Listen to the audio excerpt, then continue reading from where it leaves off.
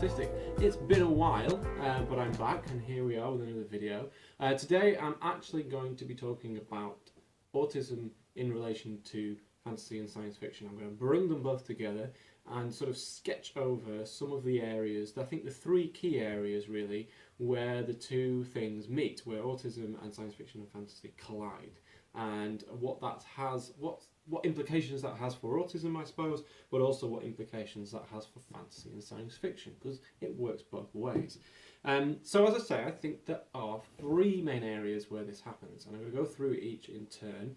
They are, first of all, the language of autism, which is a little bit abstract, but I'm going to explain that in a second. Secondly, where autism actually does appear within works of science fiction and fantasy, and it's curiously there's not that much of it. And then thirdly, autistic-ish characters who are not necessarily identified as autistic within the context of the narrative that they're in, but have been claimed perhaps as being autistic or have certain autistic traits. That's, I think, for me, the most interesting category, and we'll get to that last. So first of all, the language of autism.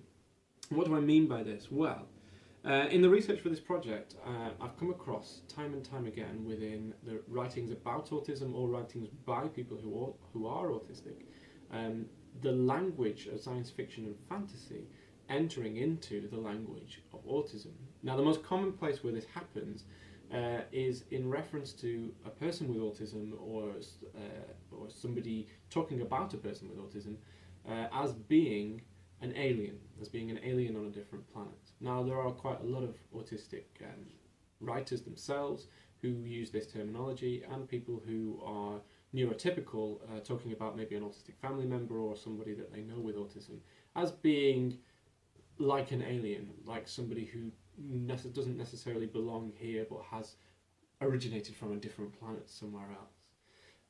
It's an interesting concept. Now, it's not the only part of science fiction and fantasy which is used in connection with autism, but it's the one that's used the most, I think. Sometimes autistic people are referred to as being robotic, as being cyborgs maybe. Autism's sometimes related to the idea, to the image of the hacker from cyberpunk or from all bits and pieces of science fiction. But the alien thing is the one that is most common. And it's an interesting thing, and it's not necessarily completely a bad thing, and it's not necessarily completely a good thing either. Sometimes the idea of being an alien is something of a badge of pride for autistic people. As we've seen from works of science fiction and fantasy, and you only need to think about Star Wars or Star Trek or something like that, there are alien figures within those worlds who are very positive characters who may well be alien amongst human beings, but have an interesting insight into the world, a slightly different perhaps insight into the world than the normal plodding along human beings will have. So being an alien is not necessarily a bad thing, and as I say, it has been used as something of a badge of pride by autistic people. The autistic activist and writer Temple Grandin, who's a very interesting person, she referred to herself as being an anthropologist on Mars, which is a lovely phrase, and was used by the writer Oliver Sacks as the title of one of his books when he went out and interviewed Temple Grandin. And also there's a website called wrongplanet.net, and I'll put the link down in the comments to this video. Wrongplanet.net, which is a forum site run by autistic people, where the majority of people on there are autistic, and there's a lot of discussion about autism. So there is a use of a science fiction idea which has been sort of taken and claimed by autistic people and used in a positive way. But of course, it is also something which is negative. It's not nice to be referred to as being an outsider, or as being an alien, as someone who shouldn't necessarily belong here.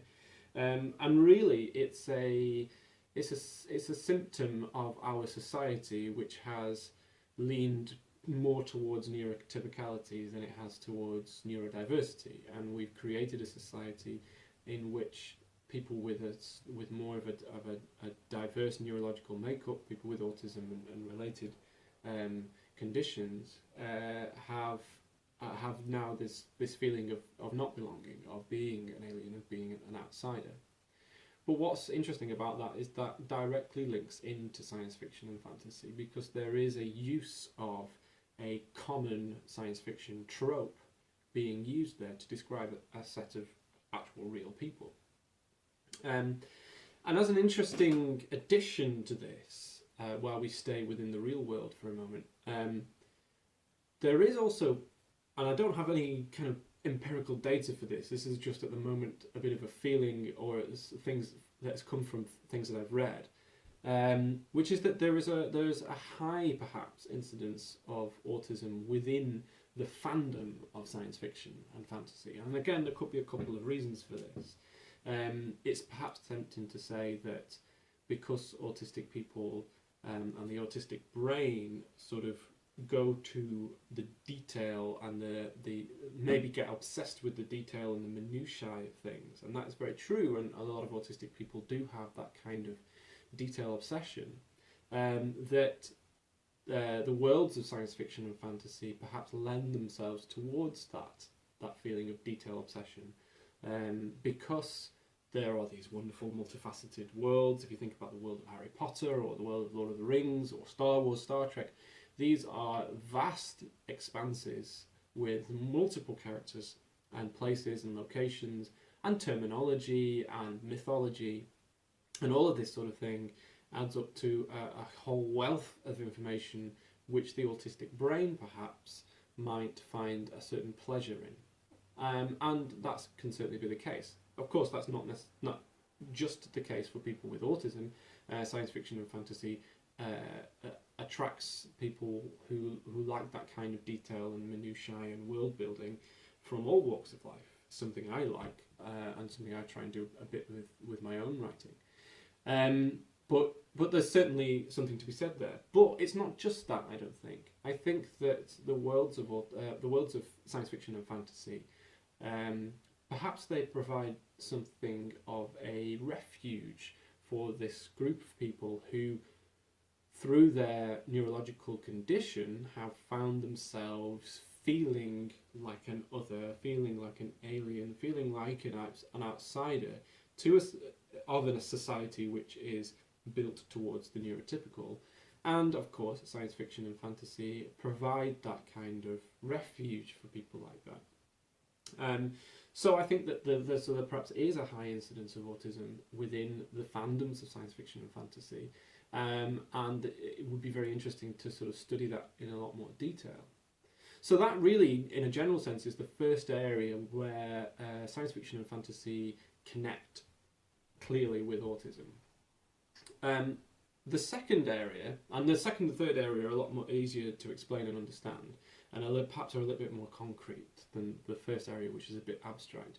But the second area is where autism has actually been included within works of science fiction and fantasy. Now, it's interesting, given that we've just theorised, I suppose, that there are a lot of autistic fans within science fiction and fantasy fandom, that there's a demographic of people with that condition who perhaps naturally gravitate towards that area of fandom. It's interesting to establish that and then say, well, actually, there isn't a whole lot of actual autism within science fiction and fantasy. There's plenty of books and TV programs and films out there that are about autism. There are loads, and once you start looking, there are plenty to get through. Some of them are good, most of them aren't. Pretty much every single one is problematic in some way, but there isn't a whole lot within science fiction and fantasy. I think that's really interesting in and of itself. Why do we have this huge genre, which is massively popular and hugely inventive and strange and curious, where autism is kind of avoided? Now, there are a couple of exceptions to this, and I'm going to quickly rattle through a few. There may be more than this. It may be that I haven't found them all. And if I haven't, please do say, because I'd be really interested in reading any books, playing any games, watching any films, or watching any TV program which might be said to be science fiction or fantasy and has an actually identified autistic character within the context of the program. But there are a few, and I'll quickly rattle through some of these. They're just being guarded by the National Autistic Society T-Rex, the too much information T-Rex. Okay, so we'll start with the first one, which is the most obvious, I think, perhaps, which is a novel called Speed of Dark by Elizabeth Moon. This came out in 2002. It's a very good novel. It's well worth reading. I think it won an award. I think it won the Nebula Award.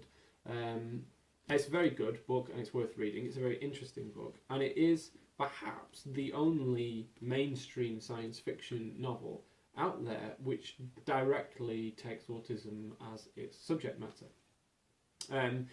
I'm going to do I think I'm going to do a video that's specifically delving into this book, so I won't say too much about it now, other than that it's a very interesting book to read. But the sort of story of Speed of Dark is about this character Lou Arundale, who is autistic, and his work colleagues who he works with, all of whom are also autistic.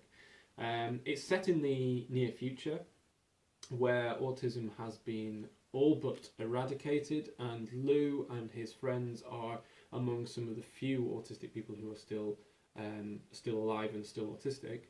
And really what this is about the ethics of a cure of autism, because Lou and the other characters that he's friends with are offered by their workplace the chance to have their autism cured, and really it's about Lou's ethical dilemma as to whether he wants to do that or not. It's similar to a classic science fiction novel, which I thought I had on my bookshelves here, but I think I must have lent it to someone, so it's not here at the moment. It's a book called Flowers for Algernon by Daniel Keyes. It's another really interesting and really good book with a similar premise at its heart, where there's a neurologically diverse main character who is offered the chance to have their neurological condition reversed, and so that they can become someone with super intelligence. Again, Flowers for Algernon is quite a problematic book in some ways, but it is a classic and is well worth reading. And Speed of Dark shares quite a lot of interesting ideas with Flowers for Algernon. This book has a very controversial ending. I'm not going to say what it is now. I think once we do the Speed of Dark video, I'm going to have to talk about it. But it does have a very interesting and controversial ending, and I do have my own opinions on that ending. But it's an interesting thing nonetheless to think about.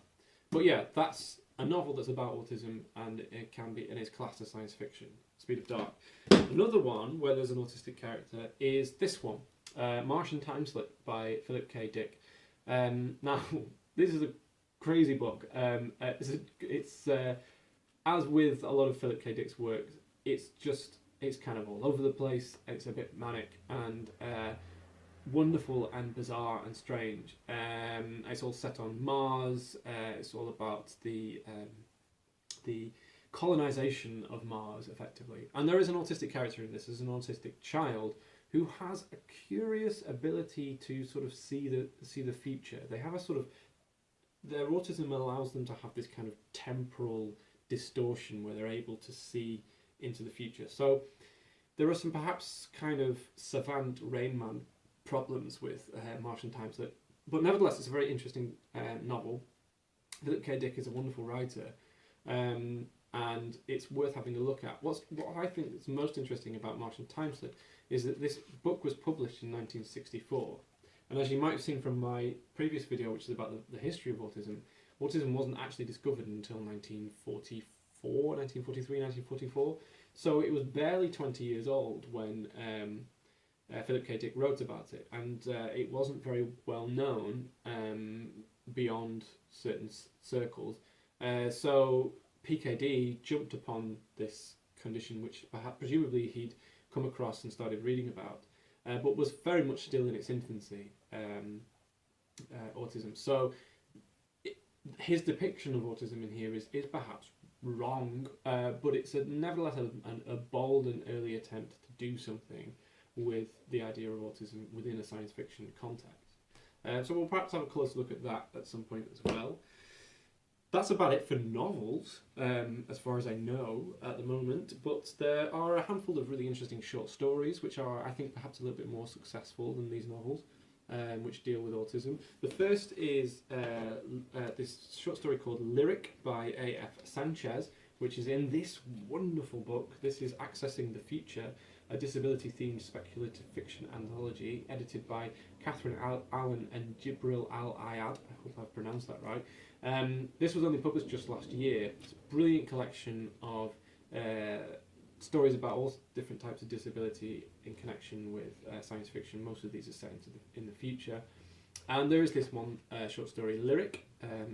Again, I'm not going to say much more about this at the moment. In fact, I'm not going to say anything more about it. It's a really good story and it's well worth tracking down. That's that. There's another short story which I don't have to hand, but I'll put a link in the notes to this video about it, because you can go online and read this. Another very good short story, I think. It's called Movement by a writer called Nancy Fulder. An award-winning short story and well worth having a read of. It's a story, I think, in a similar way to Philip K. Dick's depiction of autism, but in a way that's perhaps a little bit more nuanced. It's a very interesting idea of temporal autism, where the central character with autism in the story, again has a kind of distortion of time in which is directly related to their autism. Have a read of it, I think. I think that's the best thing to do at this point. Have a read of that story. I don't want to say anything more about it at the moment because I don't want to spoil it or anything, but have a read of it. Movement by Nancy Fulder. Really interesting. There's a short story in this collection by one of my favourite short story writers, a guy called Adam Marek, who's a British short story writer, brilliant story writer. This is one of his collections, The Stone Thrower, and there's a story in here called Tamagotchi. There it is, Tamagotchi, which is about autism. It's about parents trying to understand and deal with the recent diagnosis of their autistic child. And in a curious way, it's also about a Tamagotchi who has a disease which passes on to other Tamagotchis. It's a very strange story which has some interesting things to say about autism. And again, I think I might do a closer reading of this story at some point, largely because I just love Adam Marek so much and he's such a good writer. Okay, so that's that. And again, that's about it, really. There's probably some more short stories out there about autism. Short stories are a little more tricky to find than novels. If you know of any, please do send me some links. Away from literature, on the screen there are a handful of autistic characters within works of science fiction and fantasy. The first is there's a character in this film, Cube, this kind of psychological horror thriller film from the 90s, which was it's a Canadian film actually. And there is an autistic character in this. Again, I'm going to drill down into this because, while I think that there are a lot of problems actually with the autistic character within Cube, there are, however, a couple of interesting moments which bear looking at in a bit more detail. Cube is a kind of precursor to this sort of torture porn horror films like Saw and Hostel. It's not quite as gruesome and gory as those, but it's got a similar sort of feel to it. It's about this huge, gigantic prison in the shape of a cube, where these various random people are put into it, and there are various booby traps throughout the cube, and they've got to find a way of escaping. That's basically the film. It's quite good actually. It's quite fun. And yeah, one of the characters that's trapped in here is a non-verbal autistic character who becomes something of a burden to the group, but later it becomes helpful by virtue of the fact that he's really good at maths. That's the main problem. But there are some interesting things in there, and we'll come to that. We'll come back to Cube at some point. Where else? The recent video game Overwatch has an autistic character in there. I'm a big Overwatch fan. I play it regularly, probably too much. One of the characters in Overwatch, Symmetra, who is one of the support characters. She's the Indian hardlight architect. It was revealed by Blizzard, who make Overwatch, that Symmetra has autism, which is really interesting because video games, there are huge amounts of video games out there. It's a huge industry, and yet there is hardly any autistic characters out there at all. in a way that's slightly perhaps shameful, because I imagine there are a lot of people who are fans of video games who are autistic. But there is Symmetra, and Symmetra is a really interesting character. Her autism perhaps is a little bit light touch. It's not apparent at all within the context of the game, unless you know there's maybe a couple of things that she says which hint towards her autism, but it's not the focus of the game by any stretch. It was just revealed in the comic that Blizzard released in connection with Overwatch, and they've done a few of these comics, and there's been one for every character. And the one that's about Symmetra does reveal this idea that she has autism. Very interesting game. We're going to come back to Symmetra definitely, largely because I just play loads of Overwatch and I love it, and it will give me an excuse to just play a few games as Symmetra and see if we can get anything out of that in terms of autism. Again on screen, sticking on screen, there's a few interesting characters within television that are identified as autistic. Sheldon Cooper from Big Bang Theory, who I'm not as familiar with, but then again, Big Bang Theory is perhaps, we can't really categorise it within sci-fi and fantasy. More interesting for me is the character of Abed Nadir from Community. Now again, Community, you can't necessarily categorise Community within sci-fi and fantasy. However, there are individual episodes of Community which do definitely play with science fiction and fantasy and play with some of the tropes of sci-fi and fantasy. So it's going to be worth looking at this in a little bit more detail. And the character from this, Abed Nadir, who I think is just possibly my favourite autistic character, and one of my favourite characters from anything. He's a wonderfully inventive and happy-go-lucky guy who's the real kind of fuel behind a lot of the comedy, a lot of the most interesting comedy within Community. So we'll certainly be coming back to Abed. And that is, I kind of think that is about it in terms of real actual... Oh no, there's one more. There's the recent Power Rangers film. The recent reboot of Power Rangers has an autistic character in it. One of the Power Rangers, Blue Ranger, Billy, he is revealed as being on the spectrum. And again, he's a very interesting character because he's integral to the group. He's very much perhaps not the protagonist, but he's certainly not sidelined. He's very important to the narrative, and he's also a very positive depiction of autism. He is somebody who happens to have autism and yet can also be a superhero, and can be part of the Power Rangers. Again, there are flaws, I think, with Billy, but on the whole, quite a positive depiction and really encouraging, considering that Power Rangers only came out a few months ago, so it's a really encouraging sign that autism is being taken a little bit more seriously by Hollywood, and that there might be some more interesting depictions of autism upcoming. So that's it really in terms of actually identifiable autistic characters. And there are problems with all of these because autism is a very complex condition in order to put into a narrative and to put into any sort of fiction. And inevitably, I think there's going to be pitfalls all the time. And there are a few with a lot of these. I think some of the short stories are more successful than the novels and the films, for example, but there are a lot of problems throughout all of them. And we'll have a look in a little bit more detail about what some of those things are in later videos. But let's get to the final category, and then I can wrap this video up. The final category is the presence of autism within characters of science fiction and fantasy that can be said to have autistic traits, who are, and this is the best way of putting it, who are autistic-ish. And this is an interesting category because it can be very, very broad and very wide, and it can also obviously include characters from works that are not science fiction and fantasy. But what I'm finding is that there are more within sci-fi and fantasy than perhaps there are within other categories. And maybe this harks back to what we were saying about autistic people referring to themselves as feeling alien and so on. Perhaps there are more characters within science fiction and fantasy who have that kind of identification of being an alien or being an outsider. and therefore we get a bunch of these autistic-ish characters within science fiction and fantasy in particular.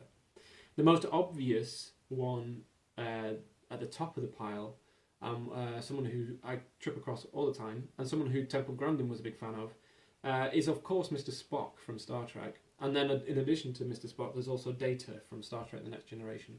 Now, we can put a caveat on both of these characters to say that the reason for why they perhaps behave oddly or have the certain idiosyncrasies that autistic people maybe have is by virtue of the fact that Mr. Spock is an alien and Data is a robot.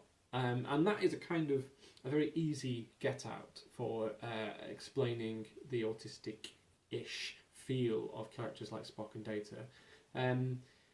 But it doesn't necessarily completely hold weight. What we've got to remember, of course, about characters like Spock and Data, and even people like the precogs from Minority Report, Crichton from Red Dwarf, similar characters, is what we've got to remember is that these are characters that are based on humans, that they are very, very close to being humans, close enough to being humans that a lot of the narratives that Spock, and Data and all these sort of characters have to deal with is this disconnection with being nearly human but not quite, and how that's dealt with, whether it's Data and his sort of emotional core being challenged, or it's Spock not quite understanding something that Kirk is doing, for example. And so there are full narratives within these programs and within these depictions that will explore these issues, which are related to how autistic people feel in the neurotypical world. So it's important, I think, to be thinking about these characters. We can't just dismiss them by saying, oh, but Spock's a Vulcan and Data is a robot. Or, to throw in another example, Doctor Who, oh, he's an alien. That's how you describe why he acts in the way that he does. And yet, not really, because Doctor Who is a very, very, very human alien. To think of all the variations that aliens could be across the universe, that this one just so happens to be pretty much human, except he's got another heart, that's not enough, really. We need to interrogate why these figures are being depicted in the way that they are, and if that actually does connect with autism, which I think that it does in many ways. So so we've got a few already. There's Mr. Spock, there's Data, there's Doctor Who, there's Crichton, there's the precogs from Minority Report, I think. And then there's a few others. There's been a few interesting ones recently. If you saw the recent Ghostbusters reboot, which you absolutely should, because it's a brilliant film, a film which I really admired a lot. One of the Ghostbusters, Dr. Gillian Holtzman, played by Kate McKinnock, she has been claimed as being an autistic figure. She's not written as autistic necessarily, not even necessarily acted as autistic, and yet some of the unusual quirks that Dr. Holtzman has within the film point towards a form of autism, perhaps. And what's wonderful about Dr. Gillian Holtzman is that she's such an empowering character. She's completely at ease with herself. She's completely accepted by the rest of the group, and she's just brilliant. And she's like the best thing in that film, and the source of a lot of humour and a lot of heart and a lot of comedy. So she's a really interesting figure. I've put a link actually to a very interesting article by autistic writer Sarah Kershak in the notes to this video. So go and have a click, because there's a fascinating breakdown of some of Holtzman's characteristics and some of the clothes she wears and so on that point towards a kind of an autistic identity. And then there are a couple of more. Drax the Destroyer from Guardians of the Galaxy, both films, has been sort of pinned out as being autistic, and again there's a link to that if you want to have a little bit more information on that. There are loads of these characters, and as you start to think these things through, if you start to think along the lines of a kind of humanoid robot or an alien who's among humans, then you do get figures who can be in some way tangentially related to autism and how autism presents itself.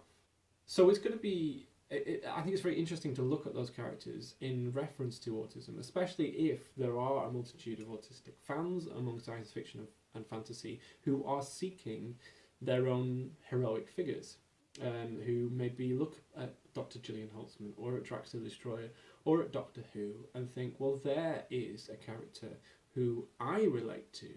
Never mind Rain Man or Christopher Boone from Curious Incident of the Dog in the Nighttime, or any of these so-called real autistic characters which are created by non-autistic people. Here actually are characters who have not been created as autistic, but are going on these wild, spectacular, fantastical adventures, and who are heroic, who perhaps are better depictions of autism than some of the actual real depictions of autism, so to speak, if that makes any sense. So yeah, those I think are the three main areas. Quick summary, the three main areas are within the language and the fandom of science fiction and fantasy, and the language of autism. Those two things seem to connect very frequently. Secondly, where real autistic characters appear within works of science fiction and fantasy. And then thirdly, this vague category of the autistic-ish, the perhaps aliens, perhaps robots, changelings, or whatever they may well be, these fantastical others who have these kind of autistic-ish qualities. So there's a lot to have a think about and a lot to get through, but we're going to have a bit more of a focus in on some of these depictions, some of the actual autistic characters and some of the claimed autistic characters, to see what shared commonalities there are, and what interesting thoughts that we can extrapolate from these depictions. So, as ever, if you've got any interesting thoughts about the connection between science fiction, fantasy and autism, please do leave a comment, or go and have a chat to me on Twitter. I'm on Twitter at fantastic_aut, and we'll have a chat about it. And I think it'll be really, really interesting and really good fun. And it just means that we can watch loads of sci-fi and fantasy, which is always a really great thing. So in the meantime, if you are autistic, then flipping celebrate it. If you know somebody who's autistic, then find ways to celebrate them. And whoever you are, just stay fantastic.